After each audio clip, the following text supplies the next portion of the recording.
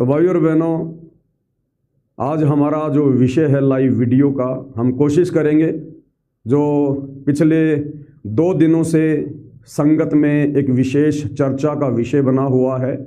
आम जगत के भाई बहन भी इस विषय को बहुत ध्यान से सुन रहे हैं। जो विषय है कि यदि सतगुरु रामपाल जी से जुड़कर वास्तव में आपको मोक्ष प्राप्त करना है, सतलोक जाना है, तो इस भक्ति मार्ग में बकवाद नहीं चलेगी। काम वासना को त्यागना पड़ेगा, व्यभिचार को त्यागना पड़ेगा और अपनी धर्म पत्नी को भी संकल्प लेकर अपनी बहन बनाना पड़ेगा। और यदि आप शादी अथवा रमेणी करने की सोच रहे हैं तो आपने उसको त्यागना पड़ेगा, अगर अपने आत्मा का कल्याण चाहते हैं तो। बाकी भक्ति करने में कोई दिक्कत नहीं है। भक्ति करने के लिए सतगुरु रामपाल जी से जुड़ो, कोई दिक्कत नहीं है। भक्ति करो, जैसी भक्ति करोगे, दान धर्म करोगे, उसका प्रतिफल परमात्मा अवश्य देगा। मालिक कहते हैं, देते को हरि देत है जहां तहां से आण, और अण देवा मांगत फिर साहिब सुने नी कान। लेकिन भाई और बहनों, मोक्ष अलग वस्तु है। मोक्ष के लिए तो आपने सेक्रीफाई करना पड़ेगा, अपने गुरु की मर्यादाओं पे डटना पड़ेगा, आपने संघर्ष करना पड़ेगा अपने शरीर से, अपने घर से, परिवार से, पति से, पत्नी से संघर्ष करना पड़ेगा।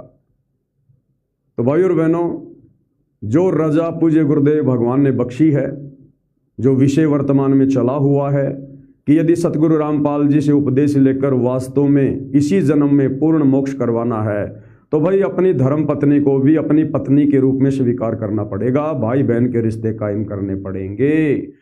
अगर नहीं किए और ये बकवाद करते रहे तो मोक्ष नहीं होगा। और सतगुरु रामपाल जी भगवान हमारे जैसे 2 कोटि के जीवों को प्रेरणा देके ये वीडियो क्यों बनवा रहे हैं, इतना जोर क्यों डलवा रहे हैं? क्योंकि भाई और बहनों, समय बहुत कम बचा है, समय ज्यादा नहीं है। जब तक सतगुरु रामपाल जी के पावन चरण कमल इस धरती पर हैं, तब तक ही आप मोक्ष के अधिकारी हैं। जिस दिन सतगुरु रामपाल जी यहां से सतलोक चले गए, उसके बाद आप जी का मोक्ष नहीं हो सकता। वो चाहे मैं पवन दास हूं, चाहे मेरा परिवार है, चाहे कोई भी है। अगर मोक्ष प्राप्त करना है तो सतगुरु रामपाल जी के धरती पर रहते सहते अपना शरीर छोड़ने की तैयारी करो, अर्थात इस कदर भक्ति करो, गुरु को इस कदर प्रसन्न करो, इस कदर सेवा भाव में, भक्ति भाव में जुट जाओ कि ये परमेश्वर चंद ही समय में आपको शतलोक की सैर करवा दे, गगन मंडल की सैर करवा दे। क्योंकि परमात्मा कहते हैं, जीवन तो थोड़ा ही भला जय सत सुमरण हो, लाख बरस का जीवना लेखद रह न कोई। इस सतगुरु रामपाल जी की सत भक्ति मार्ग में लंबी उम्र का कोई औचित्य नहीं है।